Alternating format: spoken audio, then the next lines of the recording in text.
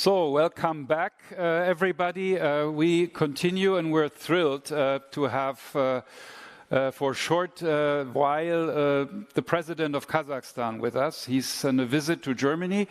I believe he just met with the chancellor, and he's joining the Berlin Global Dialogue for a short while, and we're absolutely thrilled. And we'll have some questions and dialogue afterwards. He'll first give a short speech. And we're very interested, of course, in particular also, we've been discussing, Mr. President, the geopolitical, the multipolar world, and Kazakhstan being the size, I'm told, of Western Europe, and having borders both with Russia and China. I think geopolitically, we would be very interested in how you see the world is going. We want to welcome you, and then I will introduce Ms. Claas-Mühlhäuser afterwards, and we'll be sitting there at the table. But let's first have a short speech and give a warm welcome to President Tokayev of Kazakhstan. Thank you, Mr. President.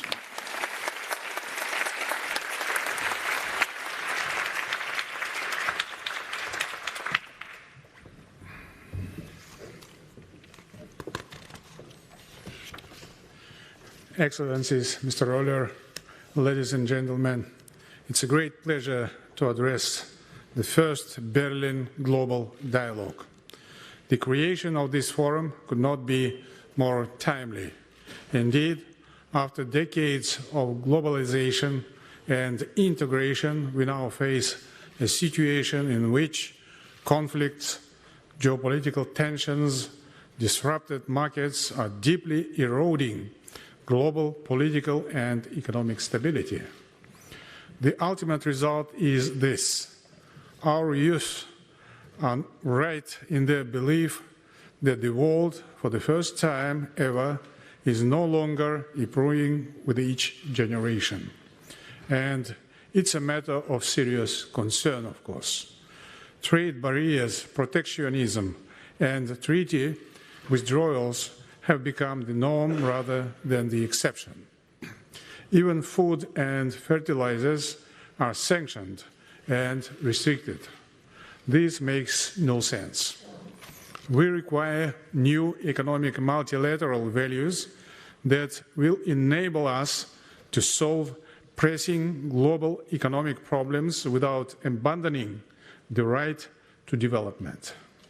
The risk otherwise is the geopolitical fragmentation of the global trading system and on unprecedented scale. The IMF estimates this could cause a 7% drop in global GDP. Dear colleagues, friends, Kazakhstan has long been a crossroad between East and West, North and South. Despite geopolitical upheavals, we persist as a dynamic economic linchpin within and for Central Asia. With the second largest proven oil reserves in Eurasia, Kazakhstan is a major energy supplier to the global markets. Given that 70% of our oil exports go to the European Union, we stand ready to enhance our export capacities and contribute to mitigating the global energy crisis. Last year, Kazakhstan's exports increased by almost 40%. While a significant portion of our GDP still comes from the energy sector, our drive towards diversification is accelerating. Witnessing growth in diverse sectors such as automotive, pharmaceuticals, processed metals, and mechanical engineering, Kazakhstan continues to attract significant foreign investment due to our growing reputation as an exceptional environment to do business in. In this vein, we extend an invitation to all who wish to explore untapped avenues for commercial and economic partnerships with Kazakhstan. For example, the Middle Corridor or Trans-Caspian International Transport Route, forging connections between Asia and the European Union, heralds new possibilities for trade and investment in the region, cutting by twofold transit times for goods transported via existing maritime routes. Accordingly, I wish to confirm our readiness and intention to collaborate with our EU partners, including Germany, of course, to link the Middle Corridor with the Trans-European Transport Network and Global Gateway initiatives. We strongly believe that this collaboration could in turn pave the way for Kazakhstan to serve as a regional food supply hub, uniting regional efforts to develop a climate-resilient economy and to address the food and energy insecurities born out of climate change. We remain the first country in the region to have ratified the Paris Agreement and to embrace a carbon neutrality strategy by 2060. Kazakhstan is unique in holding significant unexploited potential in renewable energy, whilst being endowed with the critical minerals and other raw materials that will form the backbone of the global energy transition. For example, Wind, a German-Swedish company, is channeling a $50 billion investment in its operations in Kazakhstan, targeting the production of 2 million tons of green hydrogen per year. Furthermore, huge investment opportunities exist for businesses aspiring to process raw materials and ores locally, primed for export to the European Union. We are confident that the availability of affordable energy resources, committed state support and competitive labor costs make this an attractive proposition. Industrial and infrastructure development always goes hand in hand with technological growth. We made a huge progress in the field of IT and digitalization that also made a great contribution to ease many B2B and B2G processes. As a result, Kazakhstan is number 28 in the United Nations Global E-Government Development Index. Given all these factors, it is unequivocal that Kazakhstan has emerged as a truly global and reliable trade and economic partner. Ladies and gentlemen, those of us gathered here today share a joint responsibility to accelerate a prosperous and inclusive future for all. Last year, upon my initiative, we launched the first Astana International Forum, a unique platform, an inclusive one, established to advance global cooperation and dialogue in this time of geopolitical polarization. It is my sincere hope that the Berlin Global Dialogue and the Astana International Forum, standing as valuable spaces for international dialogue in Europe and Eurasia, can reinforce their respective efforts in addressing our global concerns. Thank you very much.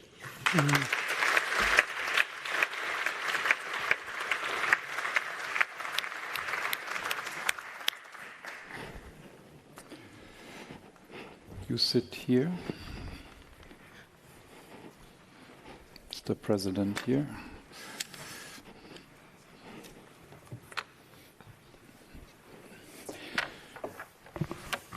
So, thank you again for those very interesting words. Let me briefly introduce Frau Claas-Mühlhäuser.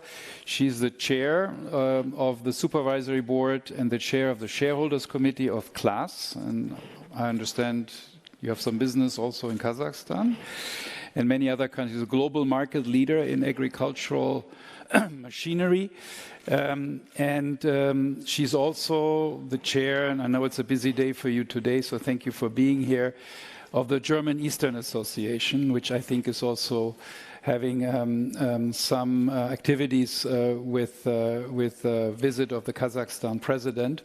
And therefore, she's sort of perfectly placed to address some of these issues. But let me ask you, since we don't have a lot of time, one question to the President, sort of building on what you just said in terms of the geopolitical situation. And we've been, as I was saying, we were discussing this morning quite a bit the multipolar world and how Kazakhstan sees itself. You're about the size of Western Europe. In that sense, a border with China and with Russia, and there's a lot of discussion about bipolar world versus multipolar world. How does Kazakhstan sort of fit into all of that? Are you a bridge to everybody? And how do you see Kazakhstan developing in that direction? Kazakhstan is lucky. You need to use the, yes, thank you. Kazakhstan is lucky to have such neighbors like China and Russia, and we enjoy close cooperation with both of them. Speaking about China, it's a very good neighbor. We have a big trade with China, using its opportunities as a huge market. China has become an economic superpower. Although nowadays some people say that China has become a juggernaut, but I would say that China has become a superpower, although these days they have some problems in its economic development, but as Chairman Xi Jinping, who is a friend of mine, said that the economy of China is a big ocean. There might be storms and even hurricanes over the ocean, but the ocean will be existing in the future.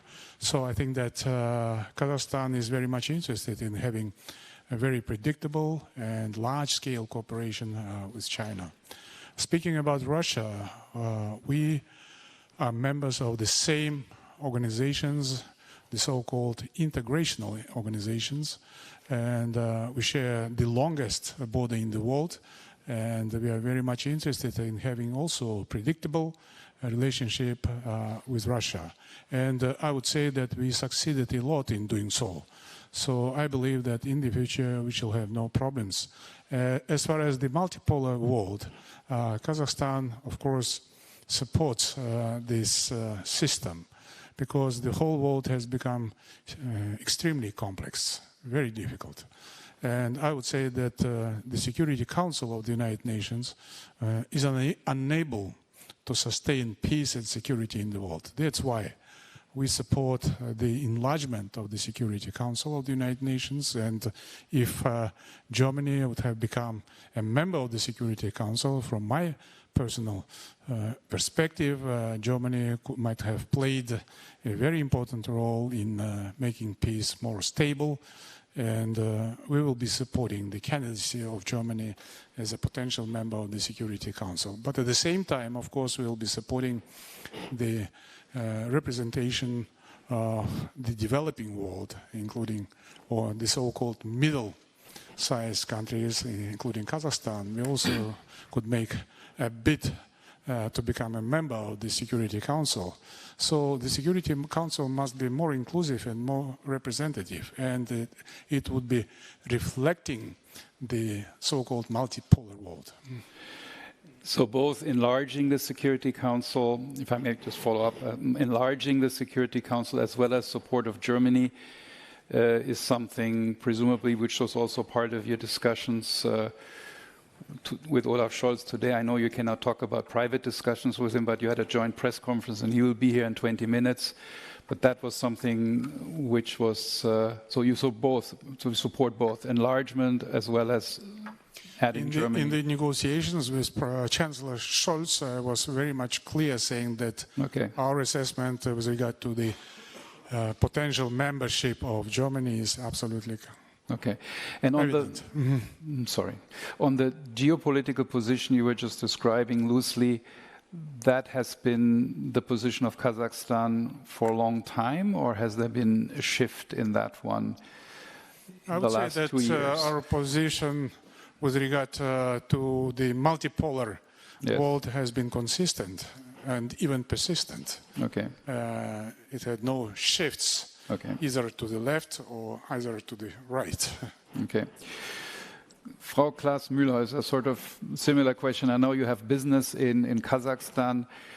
How do you see opportunities in Kazakhstan? And is that also part of a diversification strategy for Claas? And has that changed recently for you? Yeah, basically, I'm sitting here in my role as Eastern Business Association more than as class, but of course talking from my own perspective. So then the whole German industry, if you like. Kazakhstan is a very, very attractive country economically. Let me just link into what you just said, and I think, of course, we are looking for stronger ties in the world to, as you formulated it, to avoid a fragmentation geopolitically as much as we can.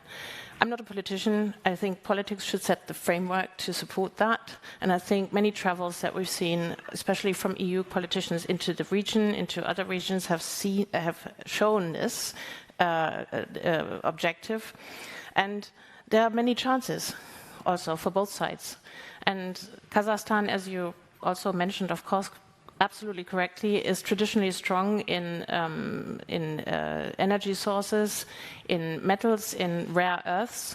And I think your objective to move further down the value chain in the sense of processing those raw materials further is absolutely the right direction, and it's something that we are very interested in.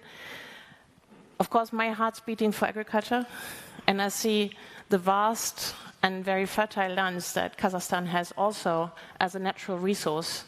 I mean, growing some of the best baking wheat in the world, but also here the same principle applies, and I think that's also interesting for both sides to move further down the value chain, and we actually discussed some of that when I visited in Kazakhstan, that meaning basically not sunflowers but oil, not maize but cornflakes. And I think these things sound quite trivial, but it's very important for an industrialization of the country. And then, of course, last but not least, it's also industrialization. And here where sort of class comes in too, we have a joint venture in Kazakhstan for the assembly of large tractors. And we find two things very attractive about Kazakhstan. I can just talk for myself, but I know that for many, many companies, one is the availability of skilled labor, and also, of course, low energy costs. And it's there's just much entrepreneurial opportunity which we can use. Yeah, no, thanks. Something you were mentioning, which I wanted to ask the President, and that is the sort of economic wish, let's say, to have more of the processing and the value added economically in Kazakhstan. That must be, I might say, a big priority, I would suppose. And of course, the whole issue of the natural resources, and as you mentioned also the critical raw materials, that is a big issue, and it is, of course, for the energy transition very important for the rest of the world. It's even geopolitically, I think, a very important one. You have the second largest, I hope this is correct, the second largest reserves of uranium, chromium, lead, and zinc, and the third largest reserves of magnesium. So obviously, that is a lot of potential. And so my question would be, and given where the world is going, that is becoming much more valuable now. So Kazakhstan must be, as an economist would say, in demand in many different directions because of the development of the world. So my question would be that, are you using that to develop your economy well? So is it economics, or is it also, let me be blunt, sort of a political bargaining chip or a position you would have as the world is really needing these diversifying critical raw materials away from other countries? First of all, I would like to express my appreciation to the Claas company, which is present on our market on a long-standing basis, very successful. And we are very much happy to have very productive cooperation with your company. And of course, we'll be providing good opportunities to the Claas company as well as other companies. This afternoon as well as tomorrow, I'm going to have meetings with the leading German companies.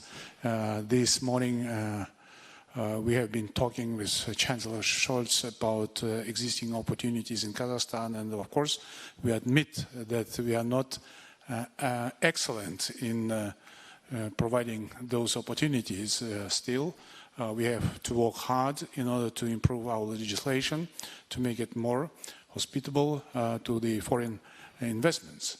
But at the same time, I would like to assure you that it is our basic strategy to invite as more foreign investments into Kazakhstan as it is possible.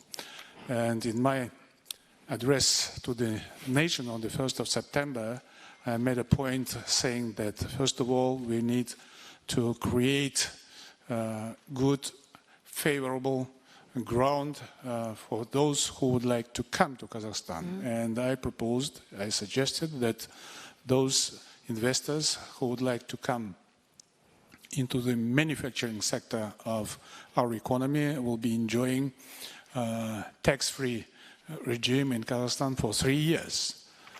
No taxes at all. And then I also was saying that, okay, God bless, we have natural resources, but we shouldn't be complacent about them. We need to take absolutely efficient measures in order to upgrade the quality of our economy. First of all, to diversify our economy. So it's a basic strategy and it's a basic task. And I said that in 3 years we should make a breakthrough in our economic development. So you just asked me whether it's economically profitable for Kazakhstan or politically. Of course, we are not bargaining. But at the same time, we need to understand that possessing huge deposits of, say, natural resources, including rare earth metals, is a very efficient asset for Kazakhstan, but at the same time, of course, it's I would say, a trump in playing cards on the international arena. So I think that we shouldn't be complacent. Each time I'm addressing to my people, I always keep saying that let us work hard. And of course, Germany, I said quite clearly to the press this morning that Germany is #1 for Kazakhstan on the European continent. And we will be doing our utmost in order to enlarge cooperation with your country.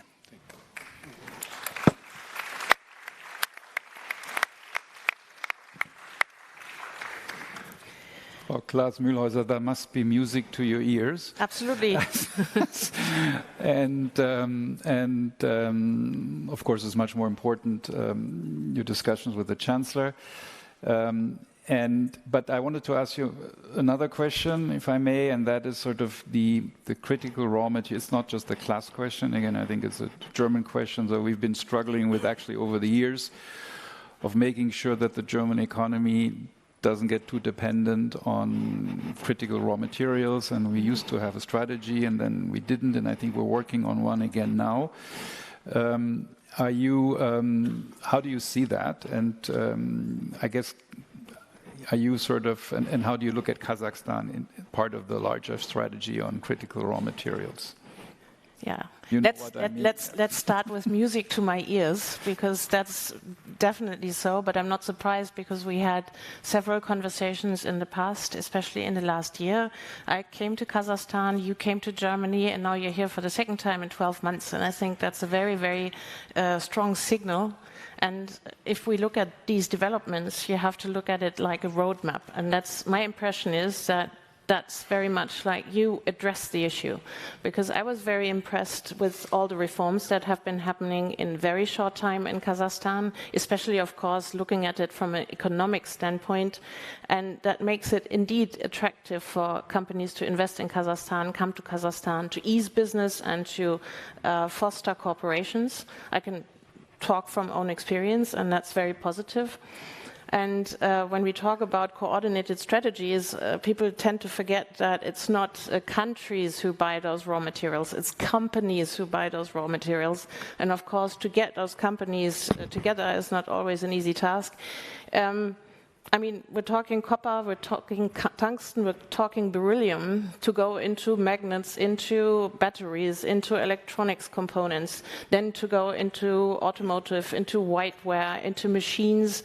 And I think I can only repeat what I said before. The framework has to come from politics. That's why it's so immensely important that you are here. And also tomorrow as a region talking to Chancellor Scholz. Because I think the framework does a lot. Talk import tax, talk logistics. Global Gateway is a very important initiative. Let me just take that example, because when we look at geopolitics, look at geography, and coming down to back to business, you have Russia in the north and Iran in the south, and somewhere you have to have a corridor to do that, basically. So my suggestion would be, if we think and talk Global Gateway as being a very important part, a very important link, logistics, why not start with the Caspian Sea? From Azerbaijan, Baku, over to Central Asia. That would be a starting point which we as business would value very much to foster these things. And you have to start somewhere. And I mentioned looking at it from a roadmap point of view. Of course, today it's very much export of raw materials. You want to go into processing. To process things, machines are needed, where Germany traditionally is very strong. But to produce those machines, again, we need the raw materials. So for me, these links come together bit by bit in the coming years. And then it's a reciprocal and two-way trade situation, which all of us wish for. And I think that's good for growth on both sides. Yes, I agree with you. And just to remind those people who are here, I would like to mention that the World Bank estimates that there are over 5,000 unexplored deposits of raw materials, including rare earth metals, still present in Kazakhstan, valued at over $46 trillion. Trillion.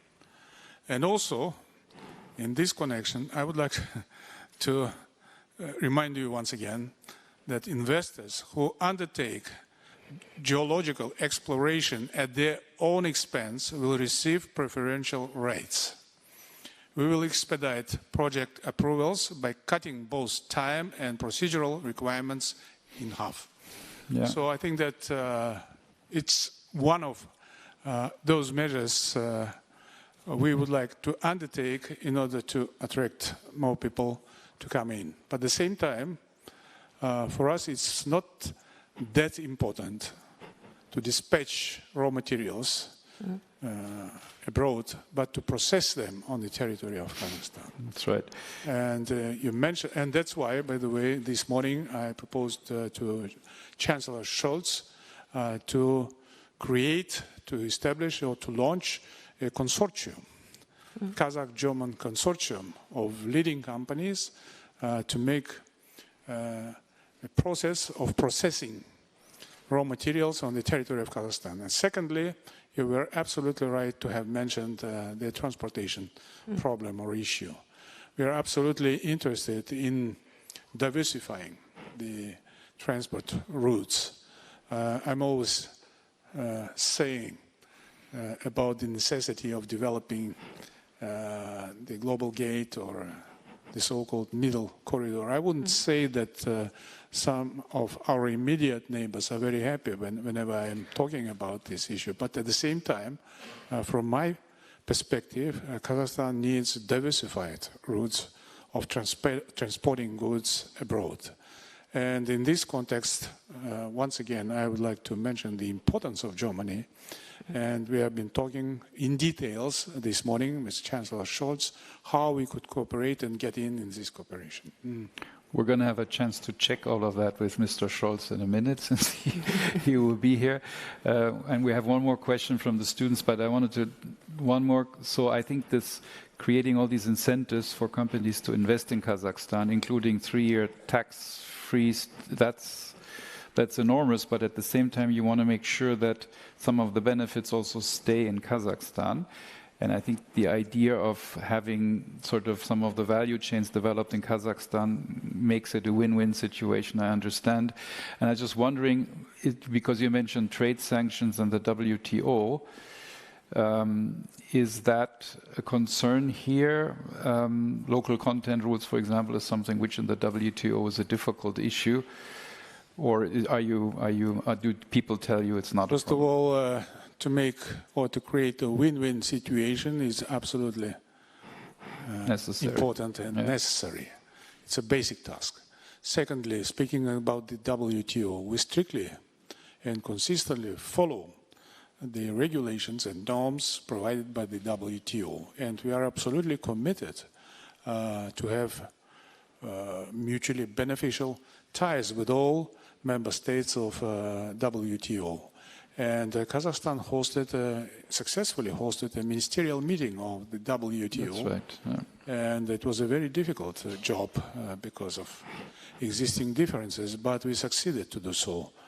At the same time, speaking about the sanctions, of course, we follow the regime of sanctions, and case by case, all trade deals are being examined, if I would say so, by our partners in the West, so that we could strictly follow the demands and requirements provided by the sanction regime.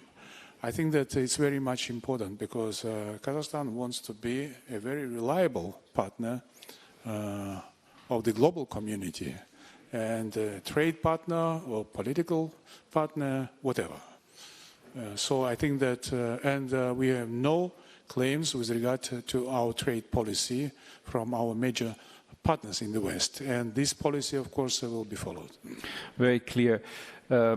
Looking at the time, we now have a question from the speaker's corner from the international MBA students. Please. Good afternoon. My name is Oksana Pashenko, and with ESMT Berlin, Young Voices. President Tokayev, Kazakhstan is uniquely positioned with substantial resource of oil and gas, right? Yet it also has huge potential to be a leader in export of green hydrogen. So as the world undergoes a significant transition towards cleaner energy sources, how does Kazakhstan plan to balance its traditional energy assets with emerging sustainable alternatives in shaping the new world order? Thank you. Thank you very, very much. It's a very good question. Of course, Kazakhstan is committed to become a decarbonized country, and our commitment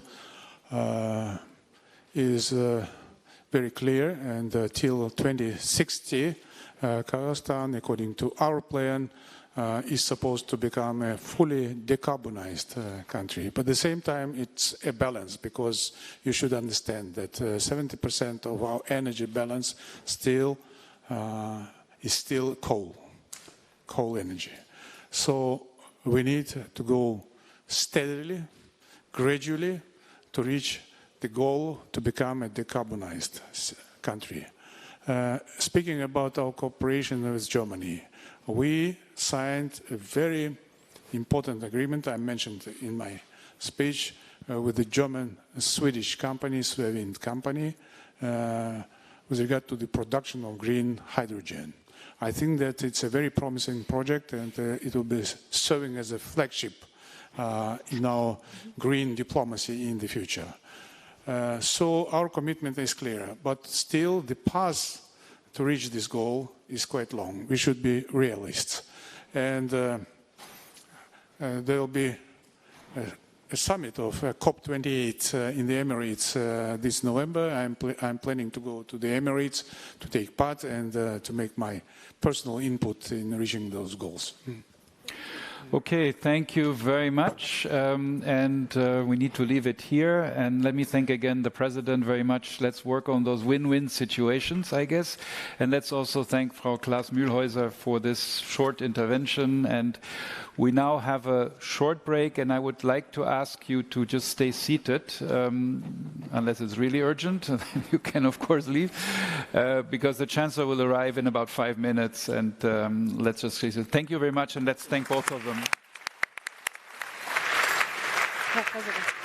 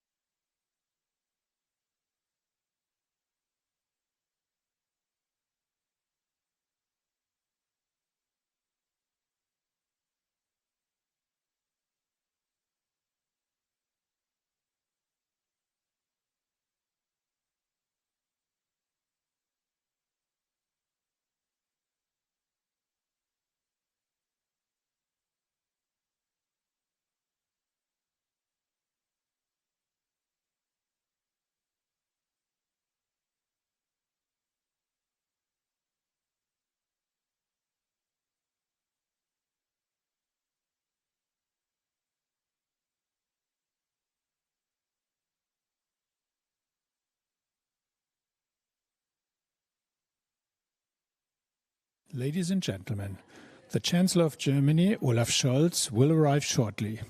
For security reasons, we kindly ask you to remain seated. Thank you.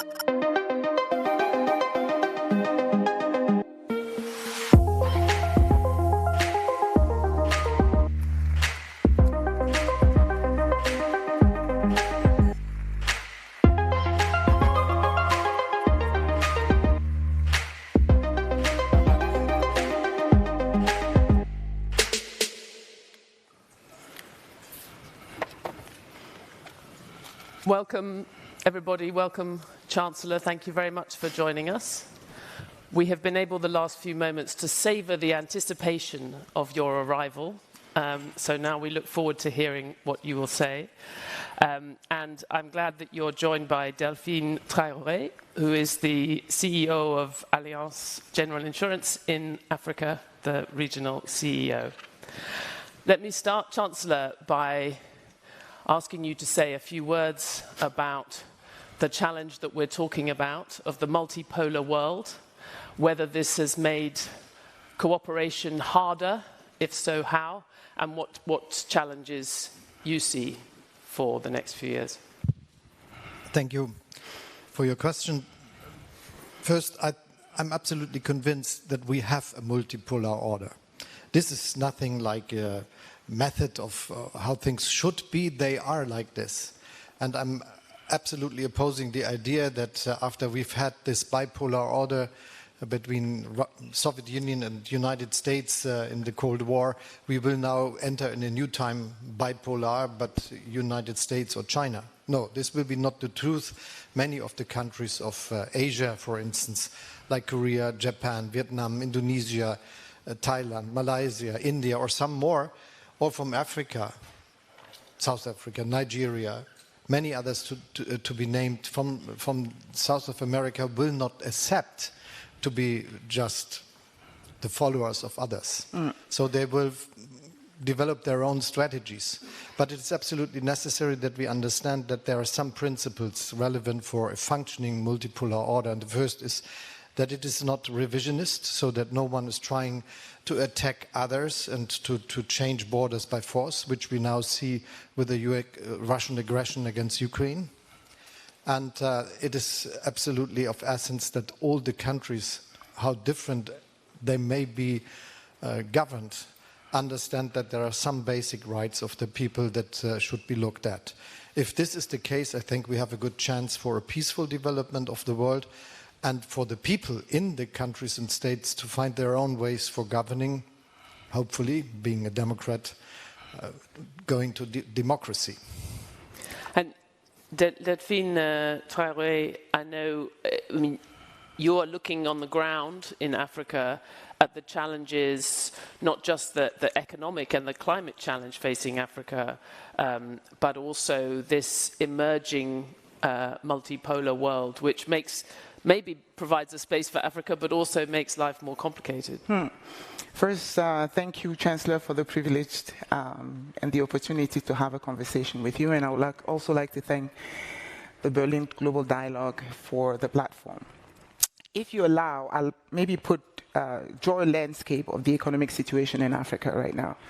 We are 1.4 billion people. 60% of our people are below the age of 25. Then we look at the economic growth in the past few years, which has outperformed the rest of the world, to be honest. We are also home to most of the raw materials that are necessary for the energy transition. But we are a continent in crisis, right? Our youth are unemployed. Our women are often marginalized. Our children are hungry. 1 in 4 Africans go to bed hungry every day. Our climate, at least we are heating faster than the rest of the world, which means that our soil are being destroyed by extreme weather events. So we are in a situation where it will be important to have our global, at least our African leaders, both from the private and public sector, so I appreciate that you recognize that today, Chancellor, at the table of the discussion, because it's important for us to discuss what is important for the energy transition, because we have a key role to play, but also where financing goes when it comes to climate adaptation. There's been a lot of opportunities supported by the German government and also by Allianz blended finance mechanism to support climate adaptation, climate change. We have the Africa Growth Fund. We also have the one that you've been personally supporting, which is your Global Shield against climate risks, with an important support from German government to start, at least the first pledge.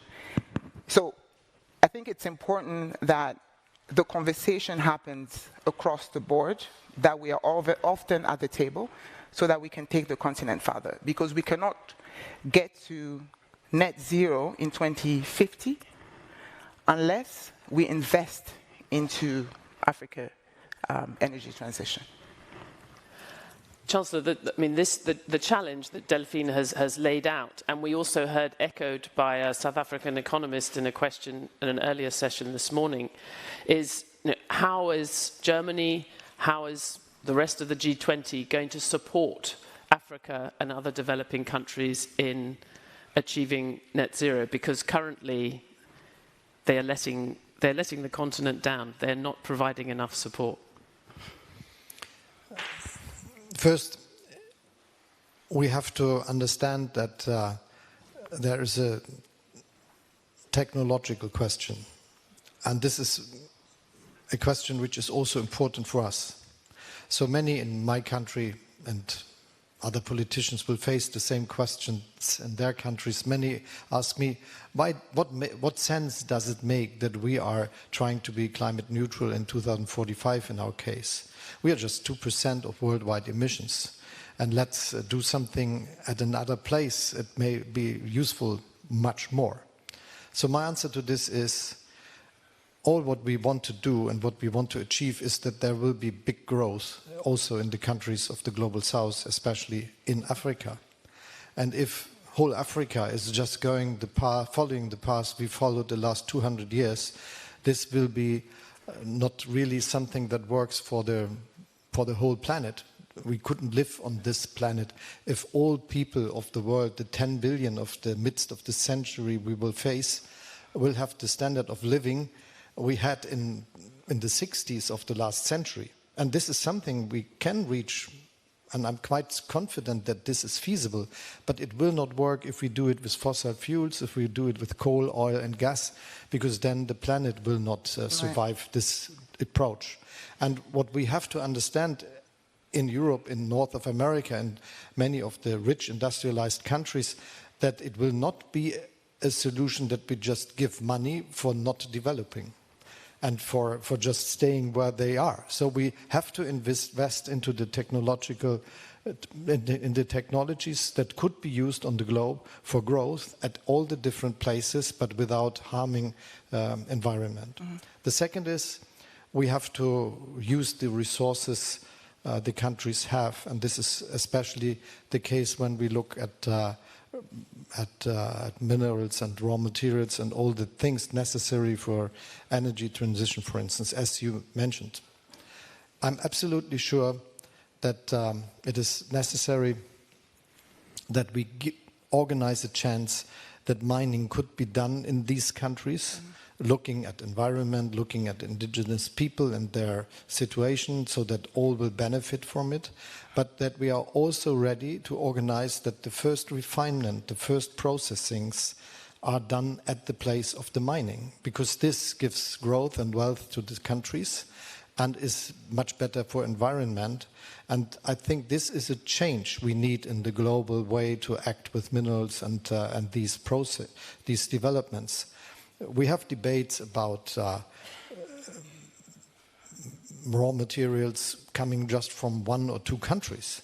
But if we look more deeply into the case, we will find out the material is grabbed somewhere else. Mm-hmm. So it would be a much more resilient world if we develop these industries in those countries for all of us, and it gives a chance for development in the countries. The next, I think, which is important, is that we understand that there are some needs where the world is depending on a rare number of suppliers. Let's just look at fertilizers, a question which is so important now when we look at the agricultural sector. There are difficulties because the exports from Russia, Belarus and Ukraine unhindered in the one or the other way, and the whole world is depending on all these things coming, for instance, from Russia. And why not making it feasible that there is a production, that there are production sites in Africa, in South of America, and other Asian places for making the world more independent? And then there are two next steps that we should have in mind. The first is we should help with our investment strategies, with our with the development banks, that there is a chance for developing renewable energies in the countries, wind, solar, which is not really used intensely in Africa, though it is the best place to do it. And this is the same with all the needs we have with geothermal developments. There are many places in Africa where this could be a relevant factor also for electricity production, not just for heating. And understanding this, there is a good chance for development, which we can make feasible in partnering. On the other hand, we have to cooperate. The development banks have to change their strategies. We are working intensely on that. And we have to cooperate, for instance, in the way how doing business. This is the idea behind this compact with Africa, which we worked for so intensely since years. Did you want to? Yes, if I may, maybe I'll take on the comment that you had, Chancellor, on mining and agriculture. Cooperation, partnership are keywords for us. When we look at the mining sector in particular, I think it's important that we don't just, as we are mining in our African countries, that we're not just, building schools here, creating a pond here for women to go and source some water, but that there's a true partnership in ownership of these mines. I think that is what will also create development on the continent. On the agricultural sector, we have 60% of the uncultivated land of the world. But climate change is impacting the nature of our soil. There's an opportunity to invest in climate adaptation in Africa, because once we are able to increase productivity on agriculture, we can also help diversify the supply chain for food in Europe or anywhere else in the world. But right now, productivity is not strong enough to do that, because there's a $40 billion financing gap when it comes to climate adaptation in general. So I think it's an opportunity for us to say there's investments that are going, but it's just not enough. 200 billion by 2030 is needed in the energy sector, in particular in Africa. We cannot get to transport the minerals if we don't have the roads to get to the mines. We cannot export the food if we have no ways to get to the agriculture sector to be able to export. So it's a very complex ecosystem that I think we need to fix. One key thing we should not, and I will say this, usually when I hear aid for Africa, I said we hope to get to the point where we're not talking aid anymore, right? That we are equal partners at the table, that we have some things to contribute so that we can, make the world a better place, just to be pragmatic there. But I think it's important. Mining, we need to be partners, and agriculture, we can help diversify the supply chain. And I think just to be a bit more specific, when you think about the question of scale, I mean, Chancellor, you and President Macron were in Paris earlier in the summer, and there was discussion of the Bridgetown agenda, but you were the only two of the G7, and I think you heard the South African president talk about how he felt let down, the very tiny amount of money that has been pledged to South Africa for its just energy transition partnership, how slowly that was going, what a fraction of the needs it represented. So in this multipolar world where people are looking for these kind of partnerships, how are you going to prove to Africa and other developing countries that you're really willing to support this transition? we have to do what we say. So this is absolutely necessary. Walk as you talk. And in case of Germany, we try our best. So we pledged for climate financing, and we are actually doing it with the billions we set before. So this is what is happening, and it will be helpful. This year, I think the industrialized countries will reach the $100 billion goal to they invest into climate financing and things related to this. So this is a good progress if we look at the past, because it took years to get there. And as far as we can expect how it will be in the end of this year, this 100 billion figure will be reached the first time. So this is a good message. But there are still a lot of things to be done, and this is also the case when we look at the Just Energy Transition Partnerships, which we established, and very good format that works with many countries, and all have to do their case. And looking at Germany, we can say there is a strong contribution. It's not just loans, it's also grants, and this is something we are proud of. But Germany itself has shelved plans this week for stricter energy rules for new houses, and has made less aggressive the targets to replace oil and gas heaters in private housing. I mean, when you say you have to walk the walk, you are reducing your own targets to meet your goals. No, we are just managing to act more intelligent. So this is what we are doing, and. So watering down those commitments will not affect in any way your ability to meet your 2030 target? We are intensely working on this. The first thing is that we are doing all our best that we meet our energy transition goals, which means that we will have 80% of renewable energies producing electricity in Germany, which is something. And this will be more electricity as we produce today.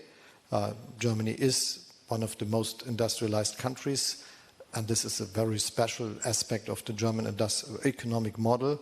And so we use a lot of energy. Today it's 650 terawatt hours, which is a lot. But we will increase this to 750 or 800 in the end of the decade, and 80% of this will be renewables, which is a big lot. And we are also discussing how to increase the electricity production for the 30s, developing the grid that is necessary for doing so. So the investments are now planned for the end game of the electricity grid in 45. And we are also deciding on plans to produce electricity with gas and later hydrogen if there is not enough sun or wind in Germany at the time when it's needed, because we need a 24/7 supply of electricity to all the companies and all citizens. And this is essential that we reach this. We will take our decision on the hydrogen grid in Germany this year, and the necessary decisions related to that, so that all can trust in their own future, because they know electricity and hydrogen will be there if the companies are looking for this. And the same is with electromobility and the change in the reducing emissions with cars and trucks. We are planning for the grid of 2030 with much more cars that are electrified, 50 million, and we are doing the same with the trucks. And we made it legal that the grid companies have to provide for this situation and invest now, that this is feasible to work with such a situation. We are doing the planning for what house owners will have to decide the next 20 years when they have to do something with their heating. And now they have a situation where they can understand what will be feasible for them. Is there a public supply they can use, or is there something they have to do just on their own? And so this is well prepared. Many decisions, difficult decisions, but all are done for the same aim, to meet our aim that in 2045 Germany will be a wealthy, global competitive, industrialized nation, but CO2 neutral. But just to confirm on the changes that you made recently, the slowing down of the timetable for private housing, does that, you will have to do something, you have to announce something new to meet your emission reduction target for 2030, or you think you can still? It is millions, tens of millions of households that will have to take decisions. And obviously they will do the decision when the time is for doing so. And I think if we want to keep the support of the people, we must always organize that this is something they can really manage and afford. And just this is what we did. I think it is not a very good idea to fight climate change in making old people angry. That's fair enough. I want to come back to Delphine in 1 minute, but I just also wanted to just put to you, because it's important at events like this to, if we can, to sometimes be concrete about what we're talking about. And the contribution this morning from the South African economist, I think, forced us to be concrete about the world we have today, as well as the world that everyone here would like. She pointed out that it has become very difficult. There are many problems with South African energy system and many reasons why there are blackouts. But one of the problems is it's very difficult to invest in coal-fired power stations, or indeed other power stations in South Africa, because of the changes in global rules. At the same time as Germany is increasing its reliance on coal as a result of Ukraine, and indeed importing coal from South Africa. Can you see how that, for many, particularly in South Africa, strikes them as an insane reflection of the imbalance in this debate?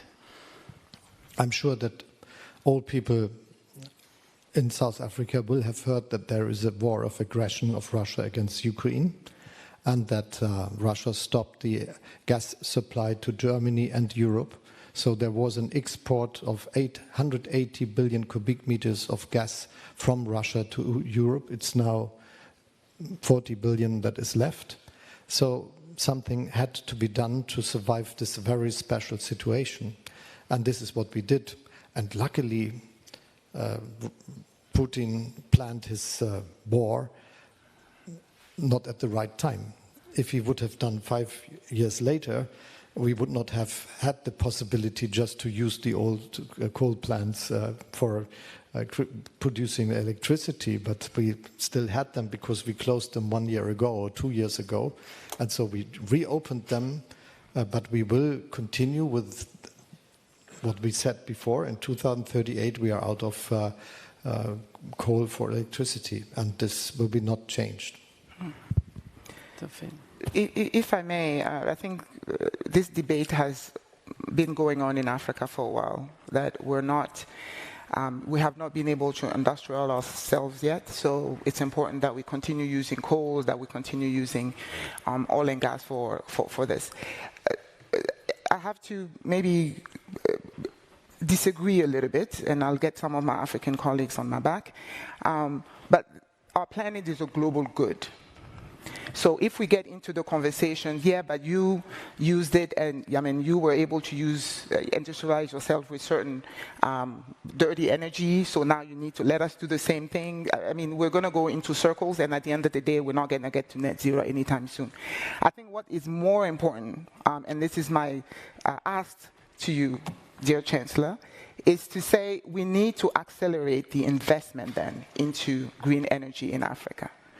We understand that the 100 billion will be met, but those tend to be focused in certain parts of the continent.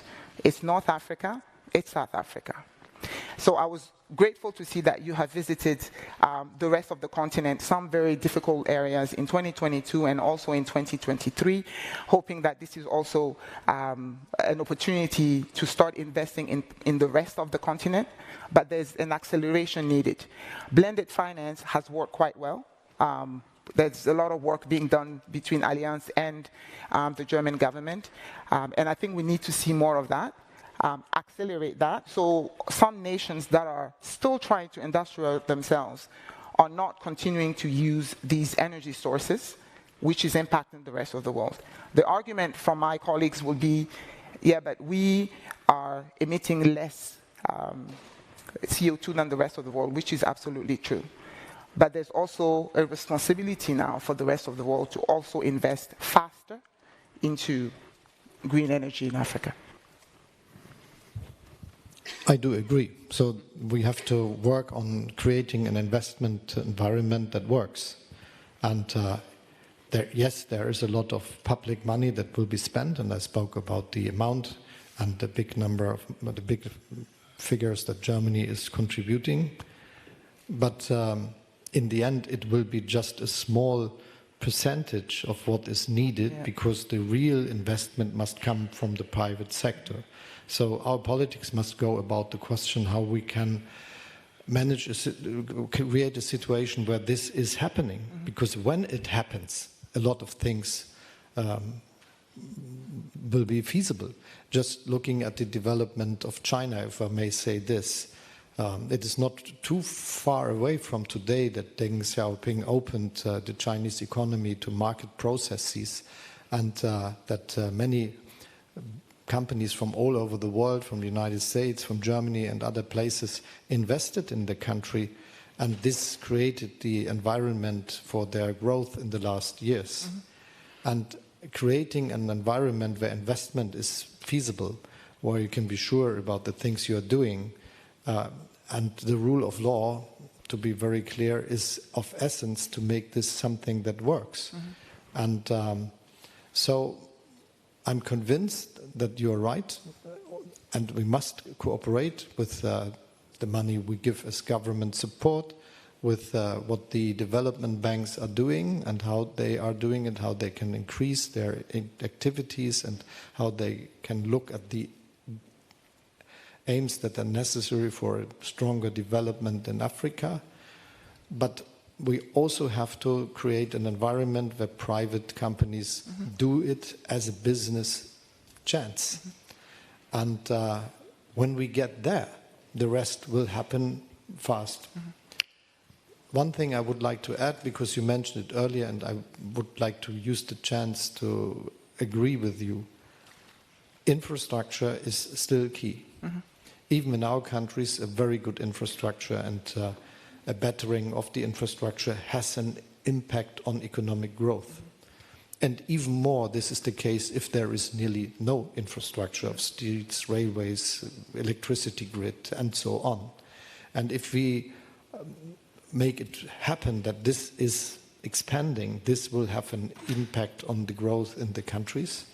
And this is also the case when we understand that we should work together on infrastructure between countries. Mm-hmm. So still the infrastructure of many of the African countries is organized to the seaport, right, and not between the countries. Mm-hmm. And this is something that should be changed. And if we are successful with that, this would create an own opportunity for growth. Absolutely.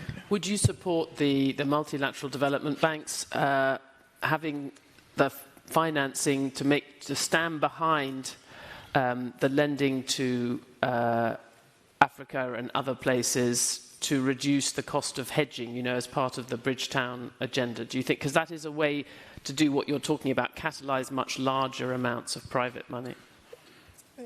Yes, and looking at the World Bank, we decided to pledge for 300 million of very big, million of extra hybrid capital, which gives the World Bank a better chance to do their job in this case. And we are working together with others to remodel the activities of the development banks so that they are more courageous in investing into the necessary developments we are speaking about. Do you see a role for additional, there are some areas where the need is for grants rather than loans, and sometimes that's harder for the individual countries to give. So people have talked about taxing the carbon emissions of international shipping, or a fee on oil exports to raise an amount of capital for these additional grants. Would you support either of those? It is always possible to discuss ideas like this, but in the end, I think the most important step would be to develop a situation, to create a situation where there is an economic growth that is going on its own. So we have to incentivize this development, that this is happening, and this is the most important aspect. I think it is quite difficult. We are discussing about the questions whether there should be a special tax or something like this on shipping and CO2 emissions related to that. If you're one of the oceanic countries, you possibly have some questions about it and some doubts. But it is a debate that it makes sense. Okay. Delphine, I mean, I mentioned about grants versus loans. Obviously, countries right now, many in Africa, are at risk of debt distress, especially in an environment as we looked for higher interest rates potentially into the future. What do you see on the ground needing to happen on debt? How much action is needed on that front? I think I'll have to take the question a bit differently, right? There was a session this morning that spoke on the debt of our African countries and reminding us that as soon as we are taking these loans in a foreign currency, then as soon as we have a devaluation, then we owe 10%, 15% more, which is squeezing the countries even more. As we start moving into this energy transition, we talked a lot about mobilizing private capital. We have institutional partners that have up to, 100 trillion in assets under management. This is where we need to pull the funds from.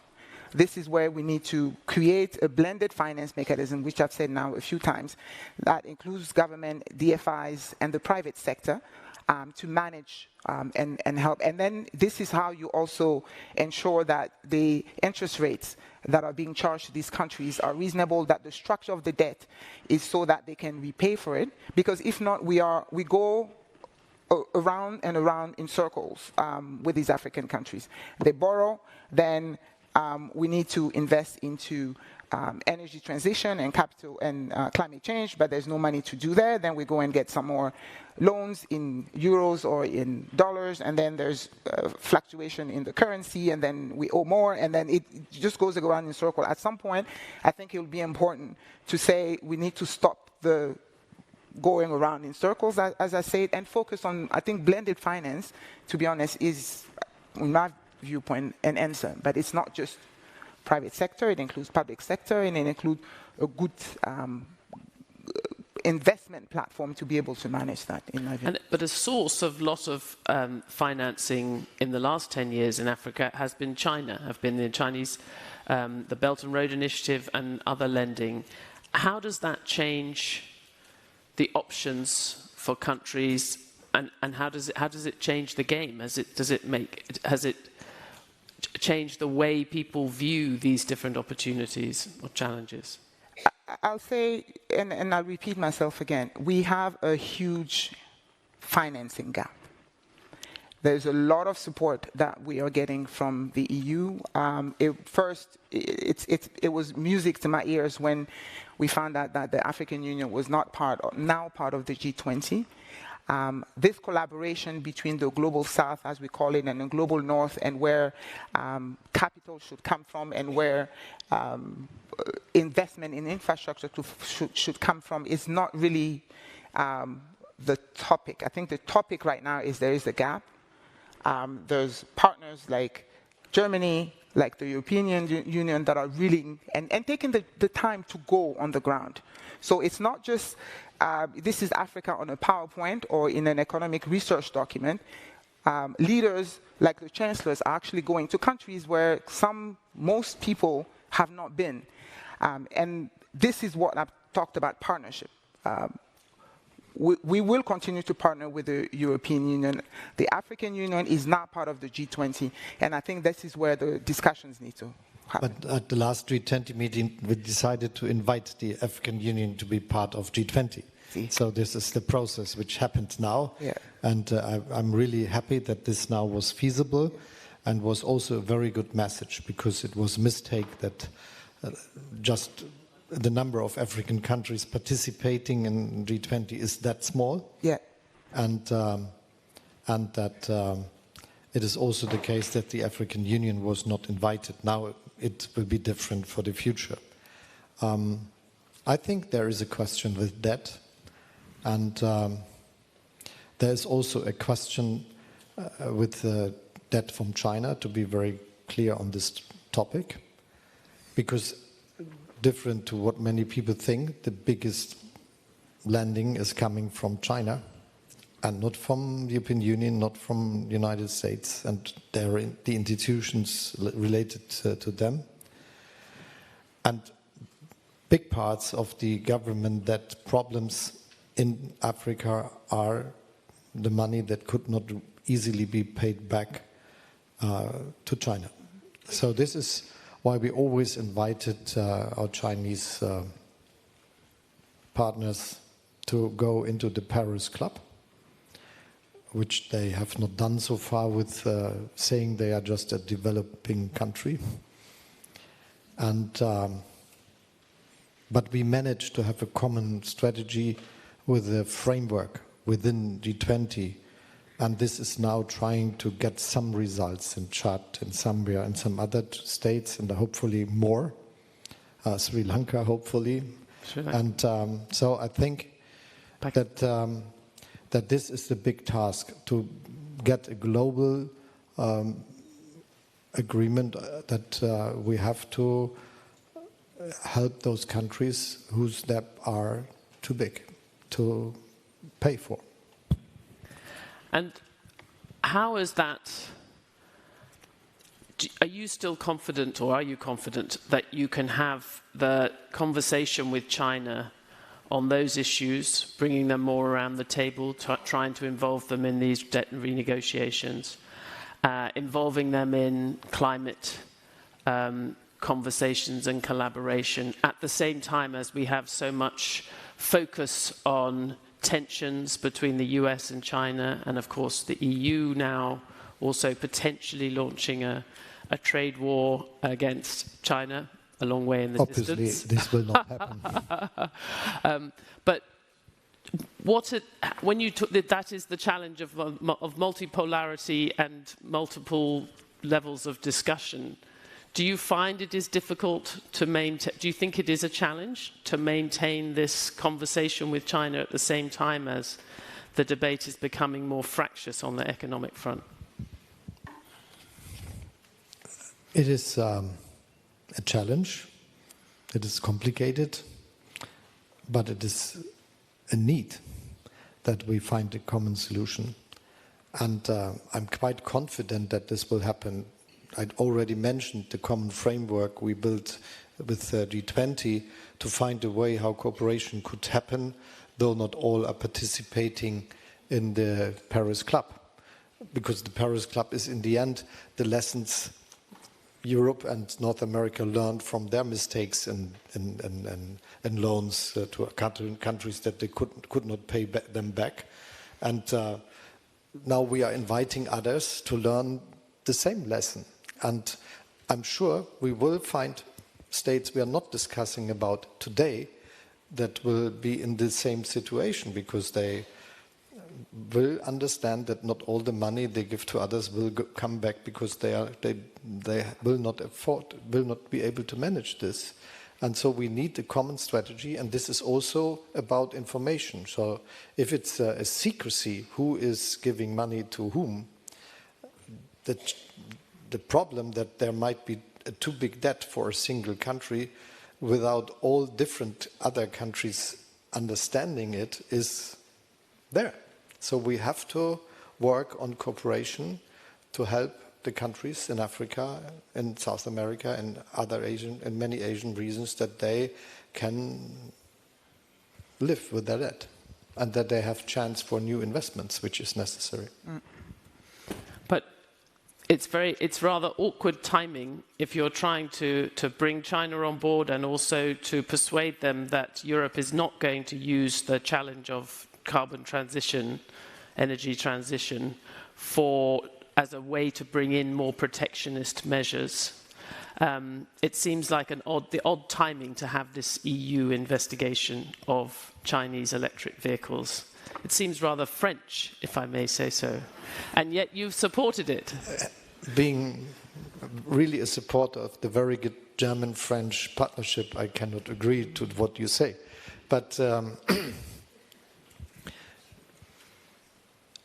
the economic model which I favor is to have a global competition. I'm very much in favor of globalization. I think it made it that billions of people left poverty, that many came up to middle class in many countries of the world, that many new cities had been built and will be built, and that we see new highways, new railways over the world, airports, hospitals, universities, schools, all these spreading up all over the globe, and this is a good thing.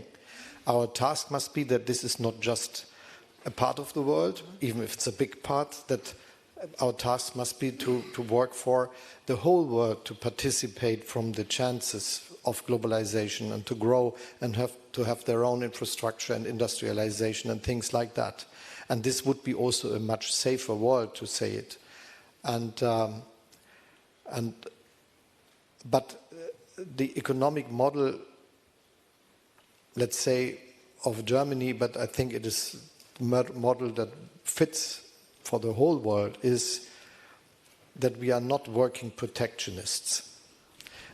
We want to sell, to say it, our cars in Europe, in North America, in Japan, in China, in Africa, in South America, in all the places.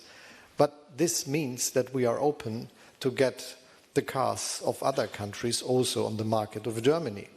And I still remember what was it, the big debates that started when the Japanese cars came to Germany. No, they are part of the market, and there is now German cars in Japan and Japanese cars in Germany. What is the problem? And the same happened when the Korean became successful car producer, competitive on the whole world. They're doing a good job, and now there are German cars in Korea and Korean cars in Germany. What is the problem? And we should look on these things like this. It is the better alternative than the protectionist way. But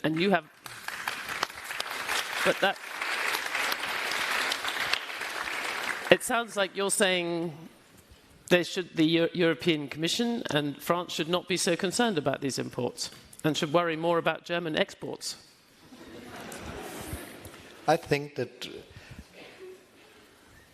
what is the big thing behind globalization? That we are always discussing about the big companies, and yes, they are there and they are really successful. But the real chance is that there is the possibility of scaling up for a company with 500 employees, with 1,000 employees, with 2,000 employees, serving the world market. And if we reduce for this Mittelstand companies of the world with 500 employees the market to certain regions, they will never get the scales necessary for all the technological and economic developments to produce cheaper products. So you see me as a social democrat favoring market economy. Only in Germany. We have, I want to go back to Delphine, but I also want to put you on notice. Questions from, if you want to go to the now familiar location to ask a question. You've got your Chancellor here, you know, quite a good opportunity. Okay, well, you must go over there. But Delphine, I have let the Chancellor take too much of the floor, but, you know, he's the Chancellor. Yes. I had my ask, so I'm okay. You have asked, and you've focused us on the financing gap.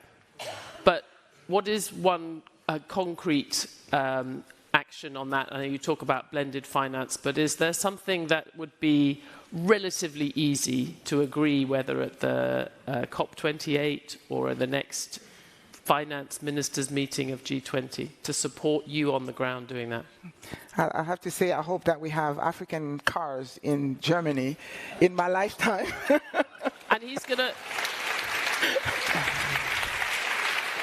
He's going to welcome those as well. There will be no probes. That would be good. I think one point is there's a lot of, we talked about blended finance, there's a lot of investment happening. I'll maybe share one of the big ones that happened and is moving the needle. We need more of those. There's the $8 billion investment in a railway in Egypt that was supported by the German government and Siemens. This will give 40,000 people a job, and from what I understand, it will also even reduce carbon footprint by 70% because people, I mean, we're in a country of 100 million people. People will no longer be taking cars and buses, etc. These are the type of investment that move the needle. So if there's one ask, is that all investments, can we start with the B number rather than the M? Right?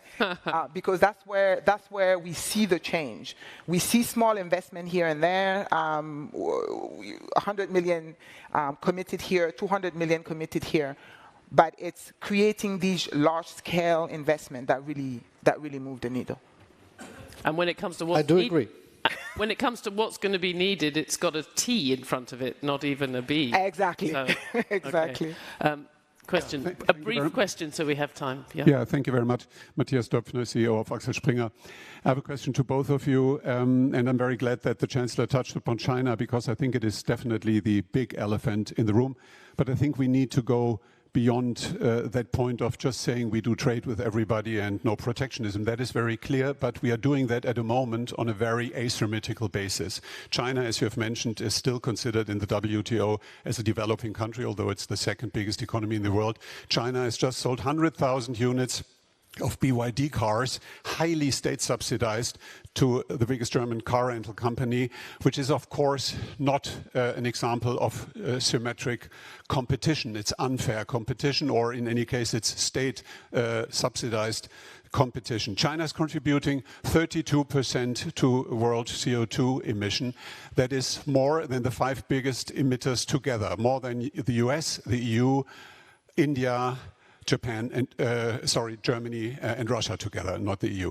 So, and China has increased its coal plant power in 22 more than the rest of the world combined. So any green tech discussion, any climate policy without China is pointless. To reduce the 2% of CO2 emission by global air traffic is nice, but it's not going to solve the problem. So I think we have to deal with China. And here's my question.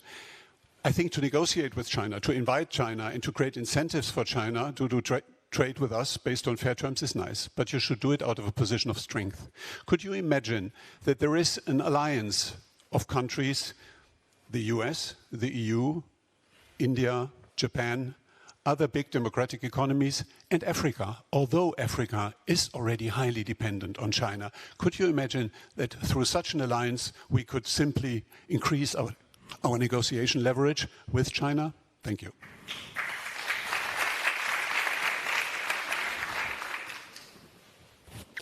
I would leave it to you, Chancellor.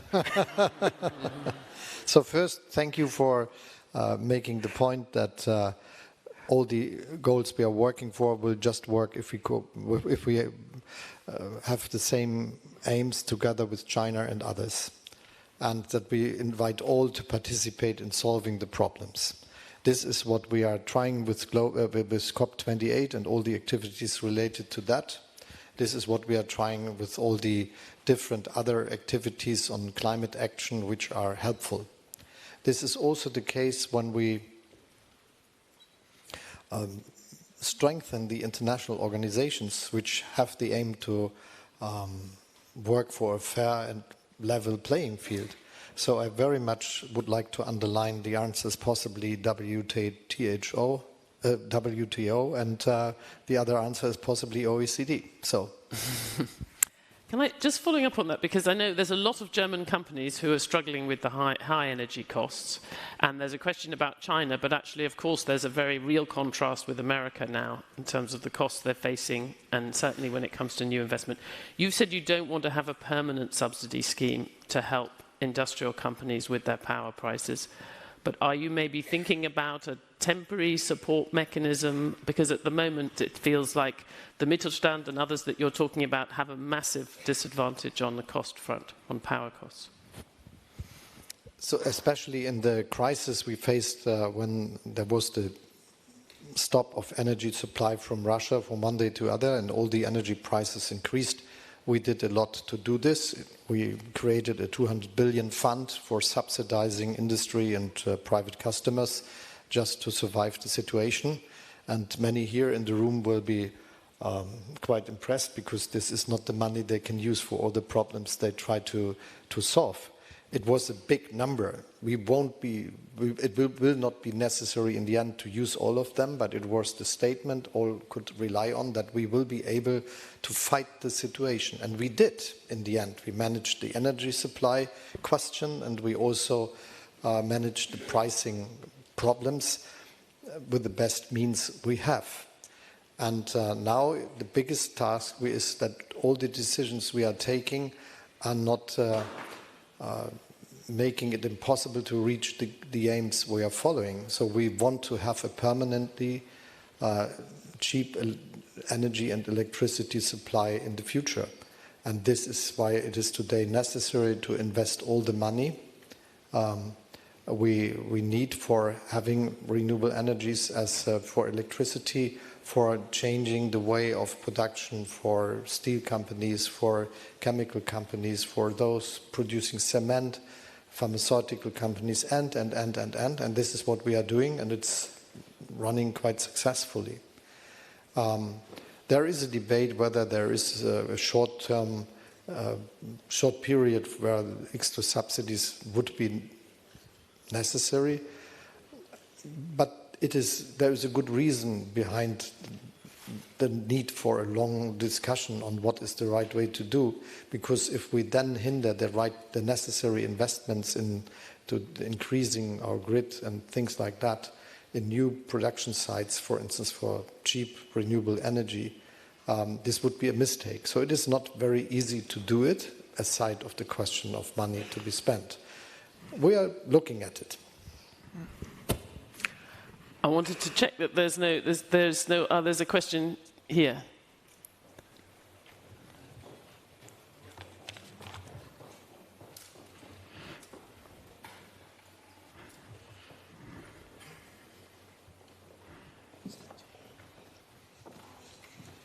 Thank you very much. My name is Mamoloko Kubaye. I'm a minister in the Republic of South Africa. Thank you very much for the insights, Chancellor. We really appreciate it, and the discussion has been quite enriching. As you know, in South Africa, we are indeed, and I picked up quite a lot of discussion about our country and the just transition. Part of the challenge in terms of what we have to face, I guess, it's what all of us have to face, the challenges of our society, our citizens, and having to look at what is important in terms of our own citizens in our countries. But more importantly for us, and I think the conversation went into funding, we're having difficulties because some of the conditionality of the funding are related to the targets, the global action plan that we have. And in that case where we have darkness and we're trying to fundraise, including our own banks, and part of what I would want to know, would we be supported? Would you stand and support us as a country and the continent in terms of the review, because we're likely not to reach the 7 years targets, the review of the global action plan so that we can be able to have sustainable communities and society. Thank you. So we have ended up talking quite a lot about South Africa, but that is a specific question. But I think there is an appeal for being pragmatic. Yes, I agree. It's always necessary to be very pragmatic in dealing with the things you agreed on. And this is, I think, what I would always support. Just coming back to what you said, I think it is really necessary to look at the real situation. And it was important for me to speak with many leaders from Africa. You mentioned some countries, but I did it a lot now during at all the different occasions, and I also visited a lot of them. And I will continue to do so, and the next two countries I will go to will be Nigeria and Ghana, and this is just to give all the idea that this is a true activity which we will not do for one day, for 1 year, for something like this. This is a continuous strategy we will follow the next decades. Thank you for that. Delphine, do you feel the Chancellor has visited a number of countries in the global south and has made a point of reaching out in this multipolar world? Of course, on the outside, it's easy to say, well, it's too little, too late, not just from Germany, but from Europe and other leaders when, for example, China has been so active. Do you feel there is still goodwill and an openness to having this kind of engagement, or are you looking for those B numbers more than anything else? The B numbers are always nice. No, it's not too late. I think we in Africa maybe also we need to take responsibility where maybe we have not raised our voice loud enough to share that there's no energy transition possible for the world if we leave Africa behind. Now that we've been heard, and now that we've been put at the same platform to have conversation on collaboration and partnership, I think we're in a different situation now. It's never too late, but it just means that we need to invest more faster. Chancellor Delphine Traoré, thank you very much. Thank you.